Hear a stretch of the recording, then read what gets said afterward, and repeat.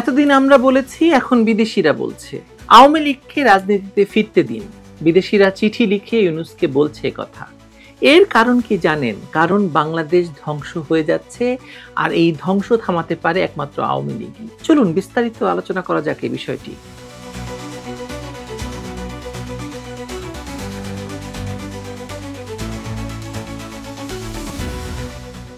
আওয়ামী লীগের কার্যক্রম নিষিদ্ধ করা ছিল ডক্টর মোহাম্মদ ইউনূসের সবচেয়ে বড় ভুল।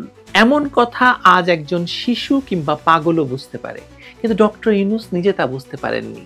শেখ হাসিনার প্রতি রাগ, ক্ষোভ, প্রতিহিংসায় তিনি এতটাই অন্ধ হয়ে পড়েছিলেন যে নিজস্ব রাজনৈতিক অনুচরদের দিয়ে আওয়ামী লীগের কার্যক্রম নিষিদ্ধ করার দাবিতে তারই বাসভবন ঘেরাও করিয়েছিলেন। অথচ দেশে যখন সাধারণ মানুষ সামান্য দাবি নিয়েও প্রধান উপদেষ্টার বাসভবনের দিকে এগোলে পুলিশ বেধড়ক লাঠিপেটা করে, তখন প্রশ্ন জাগে হাসনাত সার্জিসরা কিভাবে সেখানে রাতভর মিছিল করার সুযোগ পেল বলুন। যাই হোক, এসব এখন পুরনো গল্প। আজকের বাস্তবতায় ডক্টর ইউনূস এমন এক জটিল দিশেহারা শাসনের জালে জড়িয়ে পড়েছেন, যার উদ্দেশ্য কেবল নিজের এবং গ্রামীণের আর্থিক স্বার্থ রক্ষা, বিদেশি স্বার্থে দেশের সম্পদ হস্তান্তর এবং ক্ষমতা আঁকড়ে ধরে রাখা। ক্ষমতা যখন হাতের মুঠোয়, তখন তা কে বা ছাড়ে বলুন? হয়তো তার বিদেশি প্রভুরা এখনো বলছে, থাকো থাকো, এখনই যেও না। সেই কারণেই ফেব্রুয়ারির নির্বাচনের বদলে তিনি আরো বছর খানেক ক্ষমতায় থাকার পরিকল্পনা করছেন বলে খবর বেরিয়েছে। কিন্তু এই থাকা তার সুখের হবে না, বরং ভয়াবহ হতে পারে। কারণ তিনি এমন এক ঐতিহাসিক রাজনৈতিক দলের কার্যক্রম নিষিদ্ধ করেছেন, যে দলটি বাংলাদেশের স্বাধীনতার নেতৃত্ব দিয়েছিল। তিনি সেই দলের নেতাকে ফাঁসিতে ঝোলানোর চেষ্টা করছেন। বঙ্গবন্ধুর স্মৃতি বিজড়িত ধানমন্ডি 32 নম্বর বাড়ি গুড়িয়ে দিয়েছেন জনতার মব দিয়ে। হাজার হাজার আওয়ামী লীগ নেতাকর্মীকে কারাগারে ঠেলে দিয়েছেন। হত্যা করা হয়েছে শত শত মানুষকে। দেশের মৌলিক স্বাধীনতা নেই, ধর্মীয় সংখ্যালঘুদের নিরাপত্তা নেই, নারীর অবস্থা তো আরো ভয়াবহ। এরকম একটি দেশ তিনি চালাচ্ছেন। ধীরে ধীরে মানবাধিকার সংগঠনগুলো বুঝতে শুরু করেছে, ডক্টর ইউনূসের মতো একজন নোবেল বিজয়ীকে সমর্থন দিয়ে তারা ভয়ঙ্কর ভুল করেছে। দেশ এখন উগ্র মৌলবাদী শক্তির হাতে বন্দী এবং যে কোনো সময় বাংলাদেশ পুরোপুরি জঙ্গিদের নিয়ন্ত্রণে চলে যেতে পারে। এই বাস্তবতা বুঝে 7টি আন্তর্জাতিক মানবাধিকার সংস্থা একত্রিত হয়ে ডক্টর ইউনূসকে চিঠি দিয়েছে, যেখানে স্পষ্ট ভাষায় বলা হয়েছে আওয়ামী লীগের উপর থেকে নিষেধাজ্ঞা তুলে নিতে হবে। বাংলাদেশের রাজনীতি মূলত দুই ধারায় বিভক্ত, আওয়ামী লীগ এবং আওয়ামী লীগ বিরোধী। ইতিহাস বলছে, যখনই আওয়ামী লীগকে রাজনৈতিক ময়দান থেকে সরিয়ে দেওয়া হয়, তখনই দেশে স্বৈরতন্ত্রের উত্থান ঘটে। সংবিধান পাল্টে দেওয়া হয়, ধর্মনিরপেক্ষতা বাদ দেওয়া হয়, গণতন্ত্র নিশ্চিহ্ন হয়ে যায়। আওয়ামী লীগকে নিষিদ্ধ করার এই সিদ্ধান্ত বাংলাদেশের রাজনৈতিক ভারসাম্য ভেঙে দিয়েছে, যার পরিণতিতে দেশ এখন এক ভয়ঙ্কর অচল অবস্থার মুখে পড়েছে। ভাবুন, ইউনূস যদি ক্ষমতা নেওয়ার 90 দিনের মধ্যে সংবিধান অনুযায়ী নির্বাচন ঘোষণা করতেন, আওয়ামী লীগকে অংশগ্রহণের সুযোগ দিতেন, তাহলে আজ বাংলাদেশের এই বিপর্যয় ঘটতো না। বরং তিনি নেপালের সুশীলা কার্কির মতো সম্মানজনকভাবে দায়িত্ব পালন করে গণতন্ত্রের পথে ফেরার উদাহরণ তৈরি করতে পারতেন। কিন্তু তিনি তা না করে অতীতের মতোই সংস্কারের নাটক সাজিয়ে নিজেদের ক্ষমতা পাকাপোক্ত করতে ব্যস্ত হলেন আর লুটপাট চালালেন। ঠিক যেমন ১/১১ সময়ের অভিজ্ঞতা দেখিয়েছিল, প্রথমে সংস্কার, পরে লুটপাট এবং শেষমেশ জনরোষে রক্তপাতের মধ্য দিয়ে বিদায়।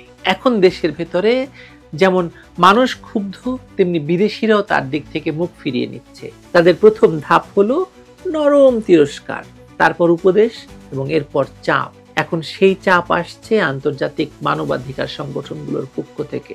হিউম্যান রাইটস ওয়াচের ওয়েবসাইটে প্রকাশিত চিঠিটি 6টি আন্তর্জাতিক সংস্থা, Civicus, Committee to Protect Journalist CPJ, Fortify Rights, Human Rights Watch, Robert F Kennedy Human Rights এবং টেক গ্লোবাল ইনস্টিটিউট, এই 6টি সংস্থার একটি চিঠি ডক্টর ইউনূসের কাছে, যে চিঠিতে তারা 12টি সুপারিশ তুলে ধরেছেন।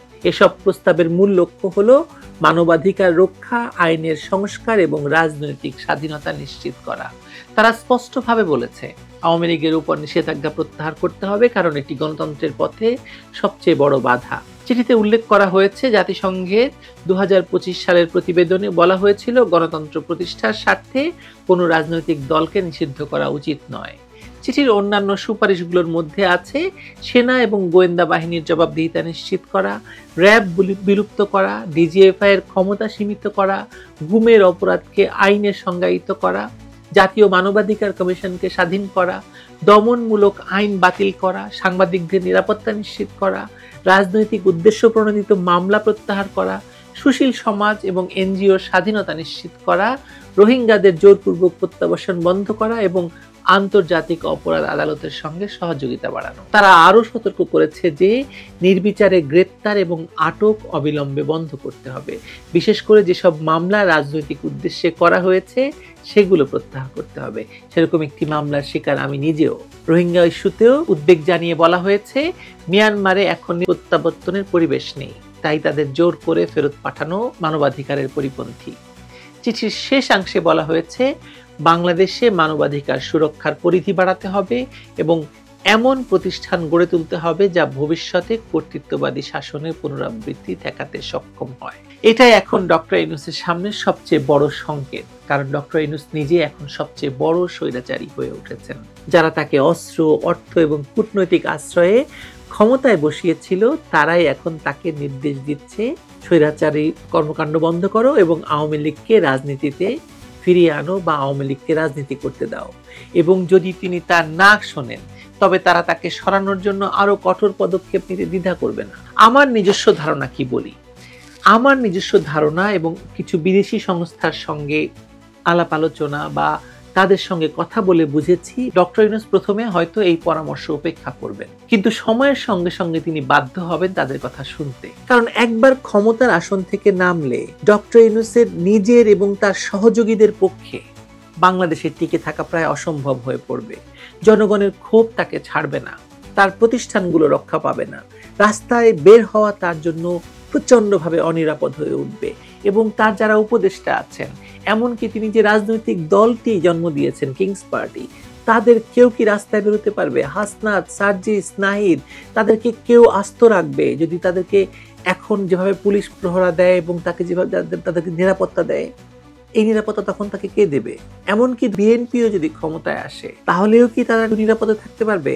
অসম্ভব, পারবে না। তাই শেষ পর্যন্ত তাকে বিদায় নিতে হবে, মানে ডক্টর ইউনূসকে বিদায় নিতে হবে। কোথায় নিতে হবে? বিদেশে। সেখানে হয়তো তিনি তার নিরাপত্তা, অর্থ এবং আরাম খুঁজে পাবেন, কিন্তু বাংলাদেশে তার জায়গা হবে না। কিন্তু কবে ডক্টর ইউনূস যাবেন সেটি একটি বড় প্রশ্ন। এই প্রশ্নের উত্তর যত দ্রুত পাওয়া যাবে ততই বাংলাদেশের মুক্তি। এই মুহূর্তে দেশের ভেতরে এবং বাইরে সবাই একটি কথাই বলছে, আওয়ামী লীগকে রাজনীতি করতে দিন, কারণ এই দলটি রাস্তায় ফিরতে পারলে বা এই দলটিকে রাস্তায় ফিরতে না দিলে গণতন্ত্র ফিরবে না, মানবাধিকার টিকবে না, আর বাংলাদেশ নিজেই অচল হয়ে পড়বে। বাংলাদেশকে তো অচল করা যাবে না, বাংলাদেশকে সচল করতে হবে। আমরা প্রায়ই সামাজিক যোগাযোগ মাধ্যমে নানাবিধ জরিপ দেখি। সরকার যেসব জরিপগুলো ফরমায়েশিভাবে করায় সেসব দেখায় যে আওয়ামী লীগ জামায়াতের চাইতেও কম ভোট পাচ্ছে, আওয়ামী লীগ এনসিপির চাইতেও কম ভোট পায়, এরকম দেখায়। কিন্তু এমন অনেক জরিপ সামাজিক যোগাযোগ মাধ্যমে মানুষ স্ব-উদ্যোগে করে, যেমন এই মুহূর্তে বাংলাদেশ কার হাতে সবচেয়ে বেশি নিরাপদ। আপনি বিশ্বাস করবেন কিনা জানি না, কোটি কোটি মানুষ বলছে বাংলাদেশ শেখ হাসিনার হাতে নিরাপদ, বাংলাদেশে আওয়ামী লীগের হাতে নিরাপদ বাংলাদেশ। আপনি হয়তো মনে করতে পারেন যে এটি অতিরঞ্জিত, কিন্তু এটা ফ্যাক্ট। আপনি নিজেও জানেন সেটা। কি জানেন না? আমি নিশ্চিত আপনিও জানেন। ভালো থাকবেন সবাই।